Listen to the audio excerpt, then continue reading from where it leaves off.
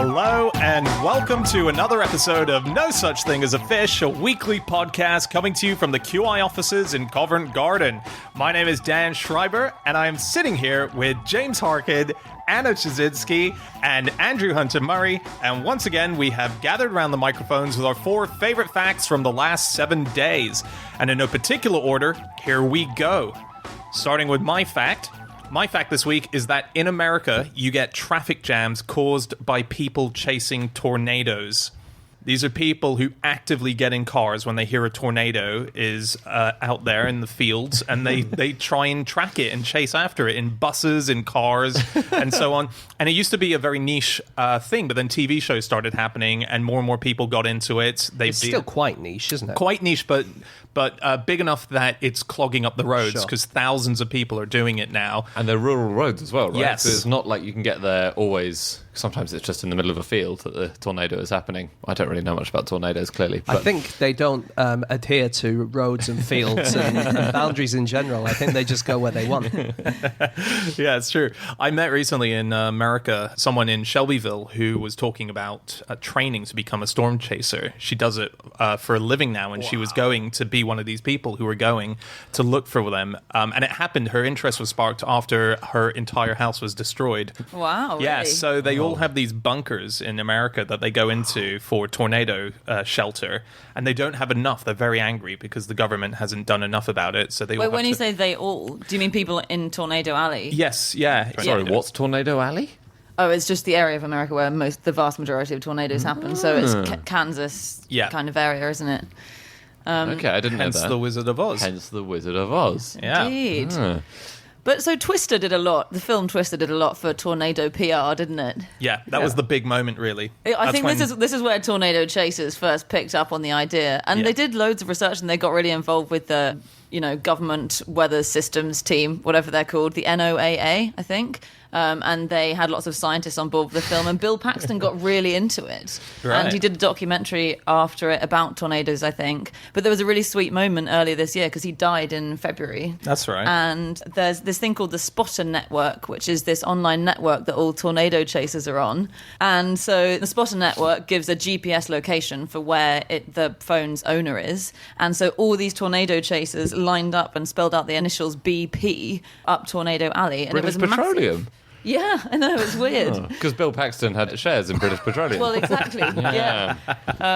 But it was huge. So I was looking at the initials, and people were tweeting it, and there are all these little green dots for where all the tornado chasers are, spelling out BP. Yeah. But if I looked at Google Maps, and it was a massive amount of space they were covering. So the line of the P was 230 miles high. Really? Yeah. Wow. I thought it was just in a field or something. But Yeah. you don't need cars bumper to bumper for 230 miles, do you? No, you can no. just have 2 cars, 200... I'm just checking. Yeah. What you said about they use GPS, I think that's why this is so popular now, isn't it? Because in the olden days, in order to find a tornado, you'd have to go to the weather forecasters and you'd have to, be quite an expert. And these days, you just need an app and a car. Yeah. Yes. And you can just find it. Yeah. Yeah, because you need to know in advance, and we still have really bad tornado forecasting systems, don't we? I think the average amount of time between when you're told that there's a tornado coming towards you and when you have to be out of your house is 13 minutes. Yes. Still, so this is the big problem with the storm chasers. People now, if there is a tornado warning in their area, have to be prepared to leave extra early because just trying to flee their houses, they're going to get caught up in the traffic of the people actually heading towards the tornado. Hang on, they will They'll be be going- heading the other way. It just, I guess so, but So it'll be fine. well, yeah, I don't know. Unless you need to turn left or right. Yeah, exactly. Some roads are not as. Have you ever seen a disaster movie? Like, everyone goes in the same direction, and if you go in the opposite direction, you might get eaten by Godzilla, but at least you can get there quickly. Yeah, that's true. But But now you can't, because everyone's going to film Godzilla, because of the Godzilla app they've got on their phone. to extend this metaphor too far. Speaking of movies, did you say you had a load of trivia before Well, we I started had recording? a fact about Twister, but Anna read it out just now. So was that it? The Bill Paxton thing? I've got one more. Come on. go on. In the film Twister, do you know what the noise of the tornado was? Ooh, I will give you £1,000 if you guess it. Was it a camel's moan that was slowed down? Oh, shit. So my bank details are... Please do read them out, because I'll need them to get that £1,000 back. Yes, it was a camel's moan slowed down. How did they make a camel moan? That sounds like the start of a joke, doesn't it? So the other one bit of trivia about Twister is that it was the first Hollywood movie released on DVD. Really? That is a good bit of trivia. That's cool because it would have been the first movie to spin as well in order to play it. Oh, yeah. Although the spools of a VHS do spin as well. Ah, damn it. You're right. Yes. Sorry. Yeah. They used to have in the 1980s a mobile observatory. So these days they have armoured cars and armoured trucks and things, some of them with radar dishes on the back to measure information when the professionals do it. But in the 80s they had one which was a massive barrel and they just had to leave it in the path of a tornado, let it gather all the data that way, right? Mm-hmm. The really cool thing was it was called the Toronto Tornado Observatory or... Oh, Toronto. Toto. Toto. After the dog in The Wizard of Oz. Yeah. Wow. How nice is that? And not that's- the band. After the band Toto. They had the same one in Africa and they called it that after the band. Do you know that one way to judge how much wind speed there is in a tornado used to be whether it would strip all the feathers off a chicken? No. As in you would have a chicken near one or you would throw a chicken at it? They would fire a chicken out of a gun, like a cannon kind of thing, towards the tornado. To see if it would get stripped. While it was happening? While it was happening, yeah. And then you go, all these chickens have lost all their feathers, so it must have been more than 341 miles per hour. Oh, okay. It is that reliable? It's not reliable. No, okay. And the unreliability of it won a 1997 Ig Nobel Prize. And it was worked out by Bernard Vonnegut, who's the brother of Kurt Vonnegut. I think. Wow, cool. Really? And That's so awesome. what happened was they always used to use this system, and then he realized that there are reasons why it might not work. One, because he said that maybe the explosion from the gun might have got rid of all the feathers. And the other thing is that sometimes chickens have particularly easy to pluck feathers. Right. It's called flight molt, and every now and then, like once a year or something, you can pluck them quite easily. So if you get them at the wrong time, you might miscalculate the speed. Right. Wow. I was reading about a different cannon just yesterday, which was meant to fire humans out of. So it's a human cannonball style cannon, but the idea was for firefighters and people who needed to get to meetings in other buildings. Yeah, it never went through. I was reading it in a New You Scientist. do surprise me. It never went through. It was a New Scientist book, and it was using, so it was an air cannon. The human was inside, and the idea would be for firefighters, if they needed to get to the top of a building that would have taken too long, they would have been shot out of the air cannon to the top of the building. Would it not and have been land a on tube that they went through the tube the whole way? The word was cannon. Right. Yeah, so That's interesting. So cannons, as in human cannonballs, they're usually springs rather than air. so the right? idea was this was air I've air never propulsion. I've never considered what actually is the form of propulsion for a human cannonball. Well, now you know. Now I know. I did always sort of assume it was gunpowder, Did you? but it makes no sense. Have you guys heard about the proposed Great Wall of Kansas? No. This is to stop No. tornadoes. How big is it? It's 1,000 feet high, 150 feet wide, and it would cost $60 billion per 100 miles. This was 1,000 proposed. feet high. Yeah. That's as tall as the Eiffel Tower all the way along. This is a physicist from Pennsylvania, I believe. He presented this. Not an engineer, then. No, he said if we build 3 east-west Great Walls in the American Midwest. Now you want it's very- 3 walls. Yeah, it's very confusing. One in North Dakota, one along the border between Kansas and Oklahoma to the east, and the third one in South Texas and Louisiana. We will diminish the tornado threats in Tornado Alley forever. And he was presenting that research in 2014 to the annual meeting of American Physical Society in Denver. Everyone said it's nonsense, obviously. But he believes that it's a similar thing with mountain ranges and how they can curb tornadoes. That's the idea behind it. Tell you what, if you're a teenager in America and you're looking for a new career, be a massive wall builder, because it seems like... yeah. You're I right. think if Donald Trump can't pass a 20-foot high wall, then I think the odds of passing a 1,000-foot high wall are slim. Hey, do you want to hear about an eclipse chaser? Yeah. Yeah. Oh, 2 out of 3. Yes, please, Andy. Yes, quorum. No, there are these people. So America is about to have a massive eclipse on the 21st of August. It's going to pass across a huge band of America, and I think 88 million Americans live within 200 miles, and a lot of those people are expected to move towards this band as it moves. Okay. But there are certain people who spend their whole lives, all their life savings, everything, seeing eclipses around the world. And one of them is a guy called Mike Kentrianakis, and he works for the American Astronomical Society, which is good because before that he was bankrupting himself, traveling around the world seeing eclipses. One of his marriages, I think maybe his first marriage, broke down partly because his wife didn't want him to go to Argentina to see an eclipse. Would she not let him see his son? Oh, hey, Very good. that's very good. But it's got a heartening end because now he's got this job and he gets paid to go to all the eclipses. Yeah, that's really Whereas cool. Before he was spending all his money doing it. Yeah. Although his marriage is still over, isn't it? Yeah. I guess if you're purely driven by money, fine. But, if there are things more important in life, he's lost his family. No. I mean, he may have found love again. We don't know. But he said they had other problems as well. But this was just an indication that she wasn't able to support the thing he loves more than any other. Yeah. What a weird... once you've seen an eclipse, you've seen them all, haven't you? Apparently, it's an incredible experience, and some people, the first time they experience it, that's all they ever want to do again. Yeah. So do you all remember when we had one in the UK? Yeah. Yeah. It was fine. Yeah, it was okay, wasn't it? Was it total? Yes. Yeah. it I was. missed the total. I think it was I missed the cloudy in bits of totality. London. Yeah, That's in the bit problem. where I was in Sheffield, it wasn't quite total there, but it was pretty total. I think you had to go to like the Scilly Islands or something. Yeah, to I get was in total. Cornwall where it was Right. total, but it was quite cloudy. So I think we've probably said this quote on the show before, but it's worth saying again. It was Ian M. Banks who said that if aliens did ever visit us, it would be to watch an eclipse, a total solar eclipse, because the rarity it must be in the universe of having a moon and a sun the exact same size that could happen. It's a tourist attraction. Yeah. That's why they would come to Earth. Come for the eclipse, stay for the Kardashians. Yeah.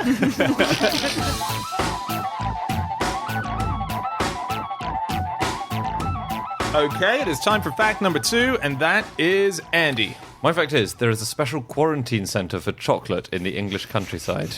Yeah, this is incredible. It is, it's amazing. Didn't know these existed at all. It's a place in Reading, and it's called the International Cocoa Quarantine Centre, or the ICQC. And it's got about 400 different varieties of cocoa plants, all in massive greenhouses, and scientists observe them every week, and they more of them come around every month, and they do special checks on them.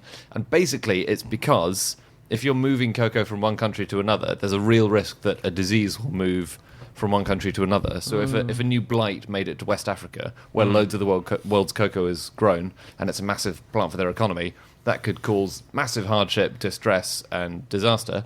So every variety moving around the world spends 2 years in quarantine at the ICQC in Reading. Right. Yeah. And is it quite new? Was it built a few years ago? wasn't it? No, it's been going since 1985, but they've got a new home since 2015. So it Okay. is, yeah. And But so sorry, just so I can wrap my head around this.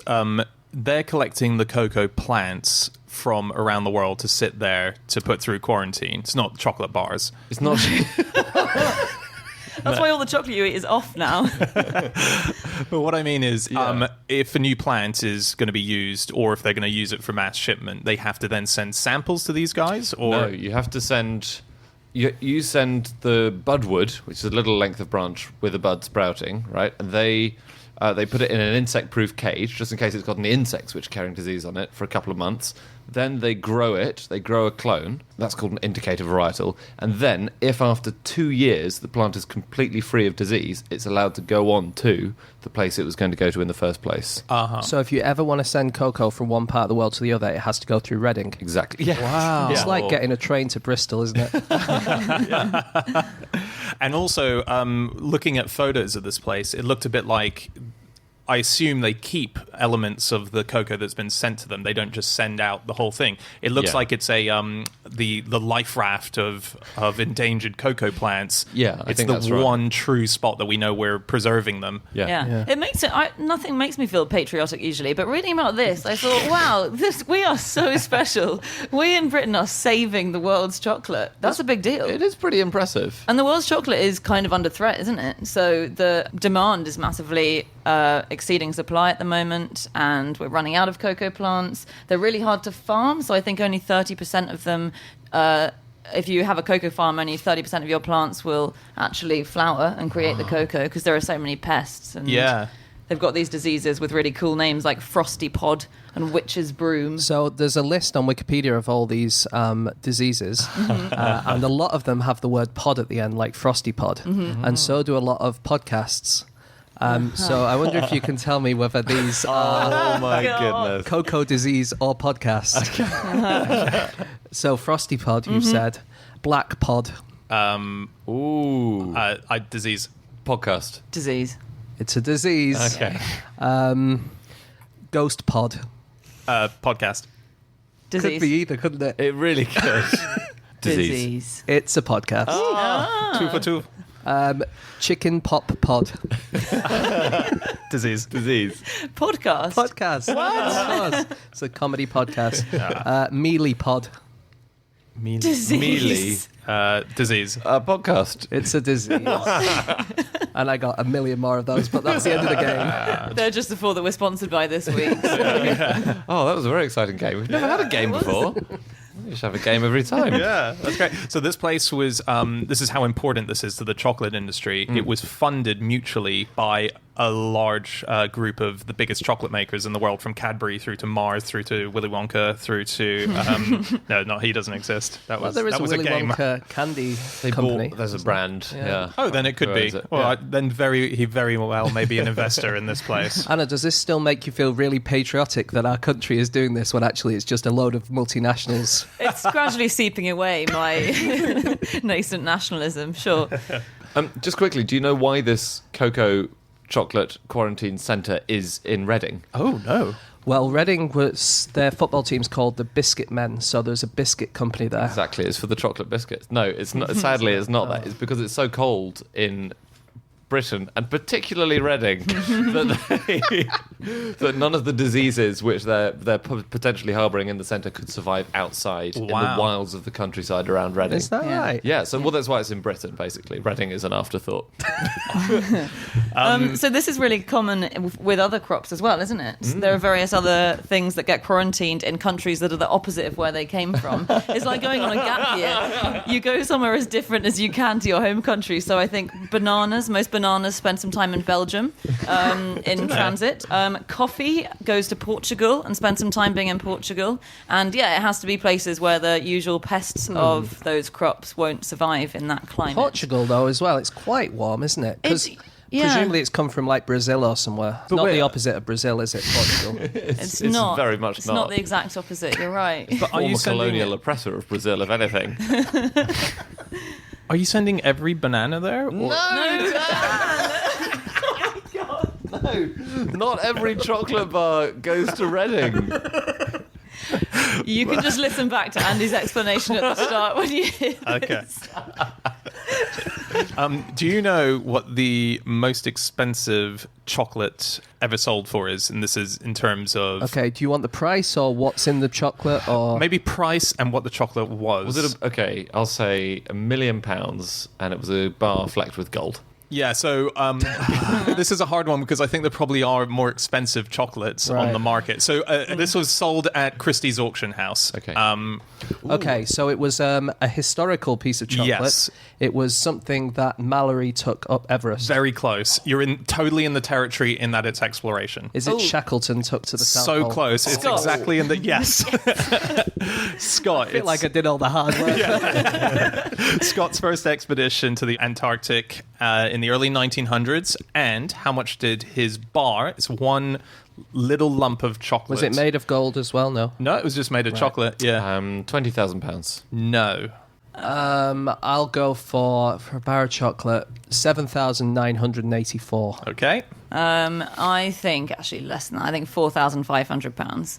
£470. Okay, yeah. We overshot it. The 20,000 was way off, wasn't it? Yeah, but I would have thought 20,000 was more in the ballpark of something that is attached to an extraordinarily historically important trip. The thing is, I bet they did an auction with lots of different things from his expedition. They did. And this was probably the shittiest one of the lot. Yes, his diaries went, and they went for 600 quid. 600? No, of course not. No, no, they were like 90,000 to Yeah. 100,000, something like that. So this is for the one person who couldn't get anything else, and they're like, "Oh, I'll just get the chocolate." yeah, just bring the chocolate Give us out. something to eat on the way home.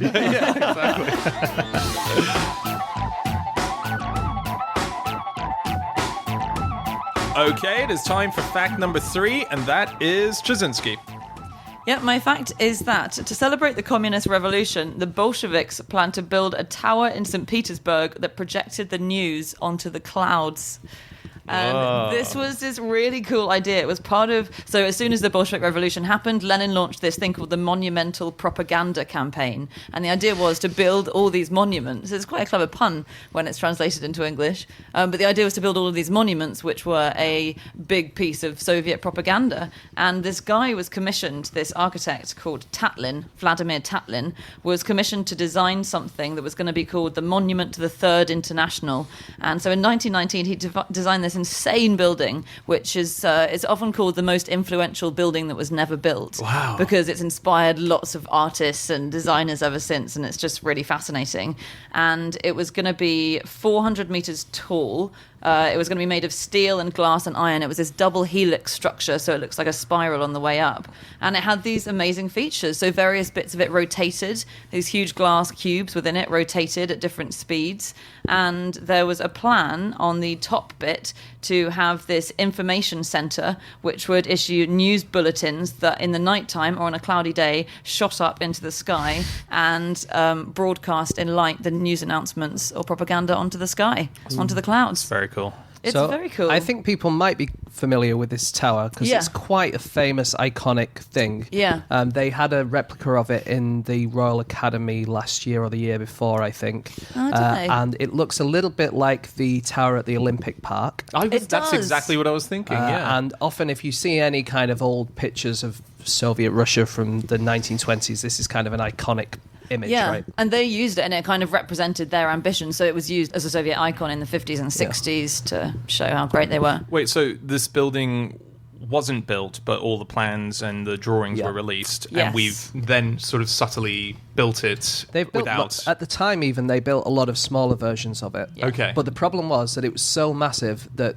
it was impossible to build. Basically, Right. they wouldn't be able to get enough iron. They wouldn't be able to get enough steel, and for something, that was supposed to be like building something which has a real social purpose. But the fact is that it was impossible for them to make anyway. Yeah. Pretty ironic, guys. Considering what happened with the communism. Yeah, good. right? Communist, anti-communist satire Nice idea, but doesn't work in practice. right. Yeah, doesn't Well, it's doesn't get off the ground. No, the thing is, Anna, it's never been properly tried. That's the problem. It's just tried in the wrong place. If only- It was yeah. the wrong environment. if Yeah. only someone had the balls to actually do it, it would work brilliantly. Yeah.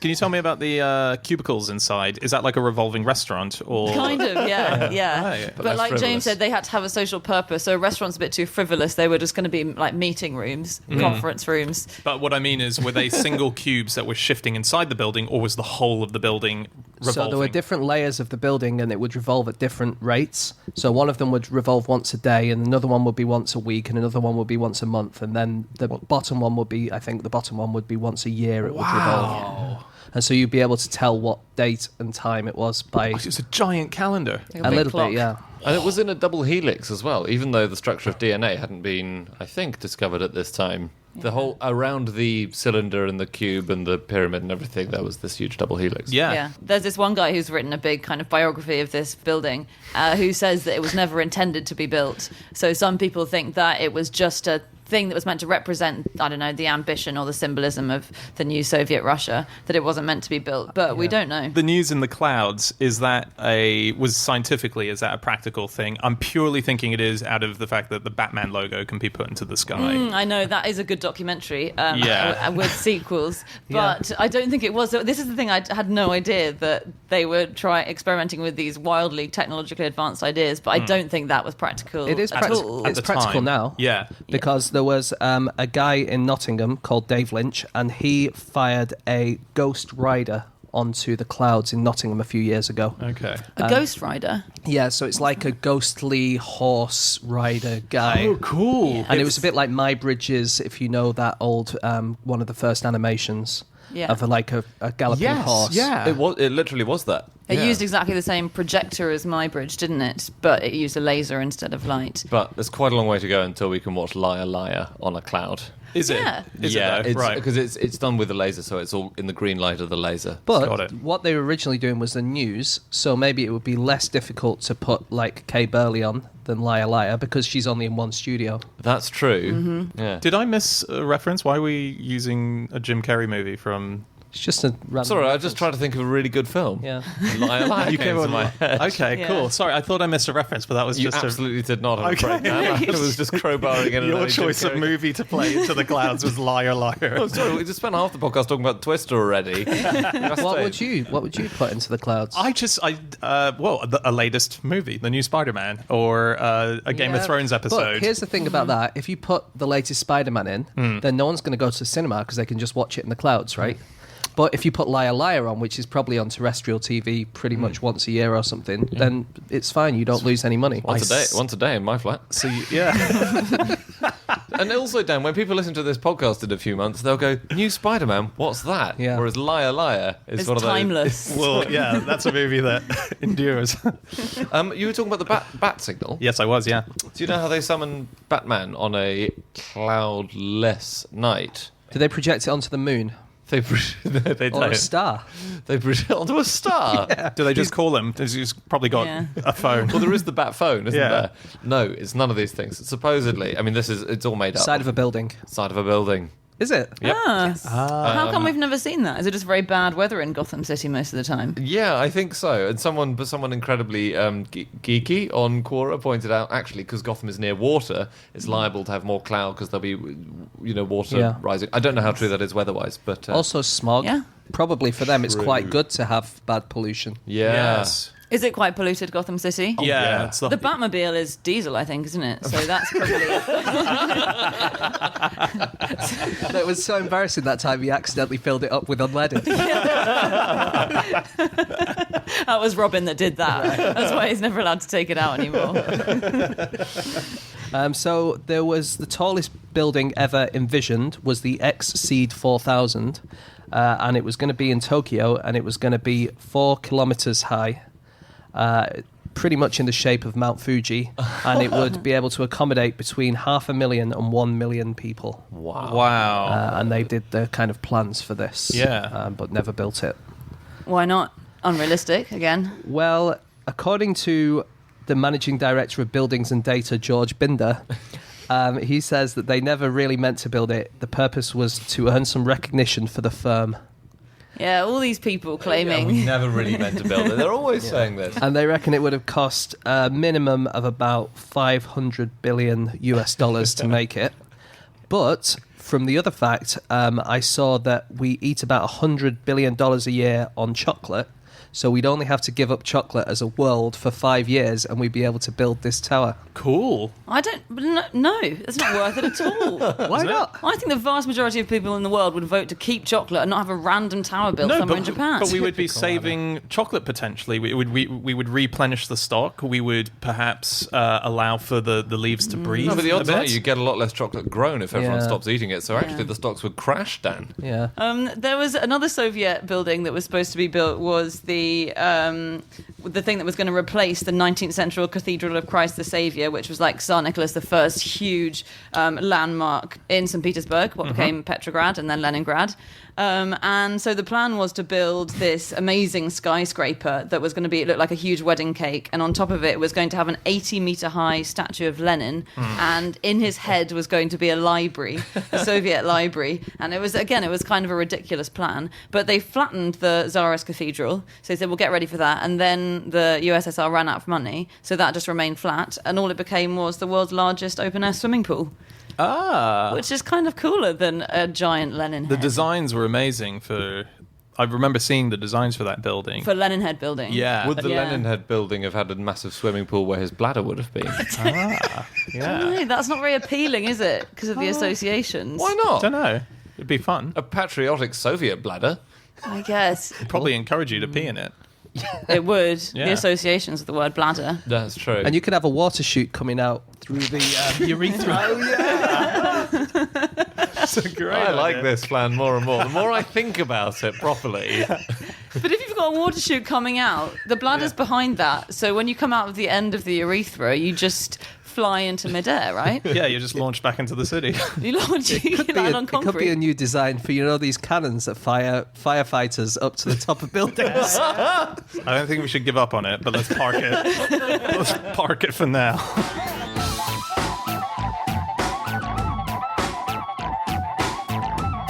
Okay, it is time for a final fact of the show, and that is James. Okay, my fact this week is that caterpillars are more likely to vomit when they're on their own. Right. We all throw up when we're lonely. Come on. Well, Is that why they do it? then I don't know if they're lonely, but the reason that they vomit is to get rid of predators, because predators don't like being vomited on. And when they're in a group, they don't need to do it because they're in a group. And actually, one of their mates can vomit instead. And so what happens is, if you vomit, it's bad for you because you're getting rid of your nutrition and you need that food. But if you're in a group and someone else vomits, then it gets rid of the predator and you've still got all of your food inside you. And so a study was done in 2012 that found that this caterpillar of the large white butterfly, they are more likely when they're in a group to try and cheat and let someone else do the vomiting. Oh, wow. But what if they all think that? This is typical selfish, individualistic 21st century society. If you all think someone else will pick up that rubbish, then no one's going to do That's it. why caterpillars need to go back to a Soviet system. Yeah. They I think do. that last fact's really infected you a bit, hasn't it? It's amazing how they're all waiting for the other guy to get the round in, basically. Yeah. I've just that's I've just been working out the caterpillar is very almost an anagram of capitalist, isn't it? So it's no wonder they brought down the Soviet system with their self-serving ways. Did you see the caterpillar they found, I think, last year or the year before? It was in Peru, and it's from the Nematocampa genus. It was in the Amazon, and it responds if you shout at it. It doesn't like being shouted at.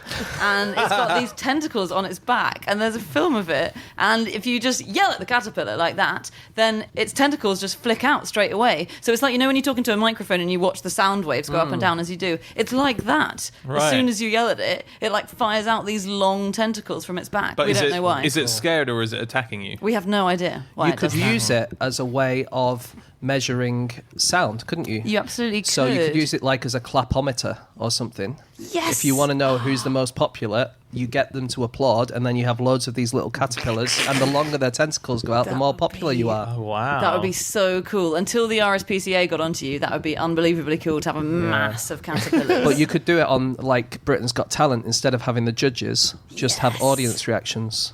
yeah. Well, they're in the chairs. They're all caterpillars. Yeah.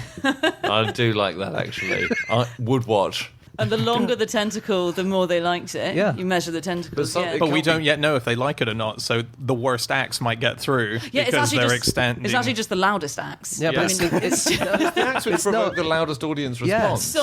Sorry. So they're not in the judges' seat. Sorry, no, they're the it's audience. much more democratic than Britain's Got Yeah. Talent. No, they are in the judges' seats. The caterpillars aren't the audience because you need an audience Yeah, to yeah. make the noise. But the Sorry. caterpillars. Yeah, but boos are noises as well. Yeah. You know? Damn. You're so right. Actually, there have been many times doing stand-up I've been very grateful for the fact that boos are also noise. How did the show go, Andy? Well, they were very loud. More vomiting caterpillars? Yes, please. Yeah. The caterpillars of the small mottled willow moth, they vomit not just what's in their stomach, but also kind of a detergent. And they do this onto ants. And the reason being that they have a lot of kind of water in their stomach. So when they vomit it onto the ants, this detergent kind of stops the surface tension of the water from being a blob on the ant's head. And instead, the water goes all over the ant. And then he has to kind of clean it off, otherwise he'll drown. Oh, wow. Okay. And so, Ooh. yeah. That and is so, amazing. I thought you meant like a detergent, like if I had a big boozy night out, I'd vomit and be like, I need to clean that up. Oh, no, I don't. It's just cleaned itself up. that would be a great bit of evolution. Yeah, I think if you just had to vomit into the washing machine before you closed it. Did you know that? So, reading about caterpillar vomit, the evolutionary biologist in a lot of the articles who studies caterpillars vomiting is called Jane Yak. So good. There is a species of caterpillar that lives on coca leaves, and when they vomit on predators, their vomit contains cocaine, Wow. which presumably the predators don't like. for whatever reason. Oh. But it itself is not high all the time on cocaine No. through eating it. Yeah, so it doesn't metabolize the cocaine to make it go crazy. Yeah. But when it's eaten by the predators, something happens to them that they don't like it. But is it worth, amazing. if you find, where is this? I don't know, but it must be where coca leaves grow, so South America. Somewhere in South Reading. America. That's so cool. If you find a caterpillar in South America, is it worth giving it a snort just in case? No, I don't think so, because it might be one of the other ones. So, for instance, the right, eastern okay. tent caterpillar, they'll deliberately eat parts of the cherry leaves that contain cyanide, and they'll vomit out cyanide. Wow. Okay, so it's not worth risking it for the cocaine high in case I you get know. the cyanide poisoning. Yeah, Yeah, fair enough. You know The Very Hungry Caterpillar, the book? I do. A copy of that book has been bought every minute since it was published in 1969. No. No, Yes. because shops close. Yeah. You mean on average? Yeah, but the world turns, Dan. Well turned. Shops open Yeah. just when the bookshops in Japan are opening for the day. That's true. Is So it a it's big seller in Japan? yeah, it's been translated to every. What I'm saying is that it sold 30 million copies, all right, you wise guys?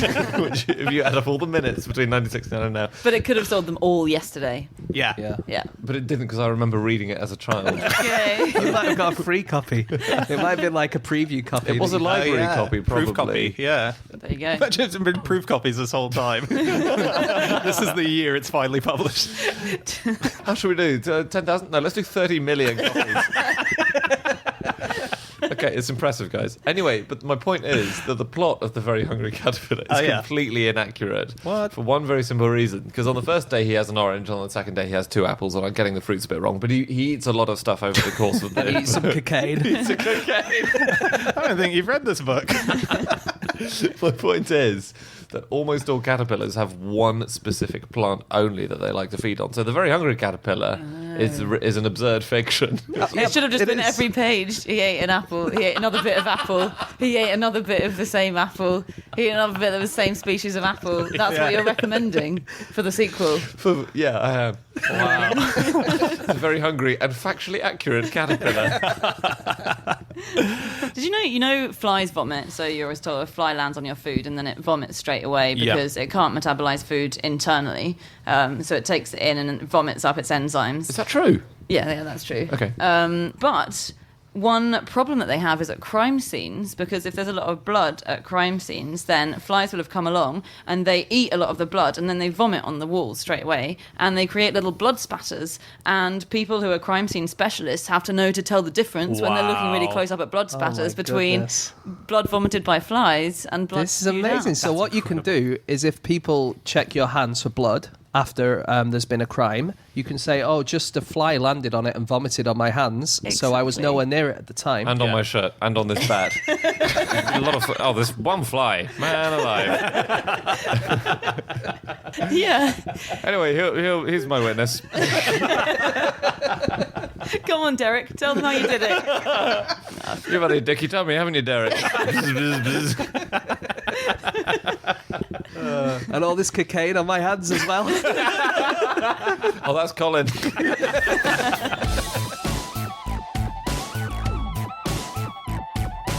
Okay, that's it. That is all of our facts. Thank you so much for listening. If you'd like to get in contact with any of us about the things that we have said over the course of this podcast, we can be found on our Twitter accounts.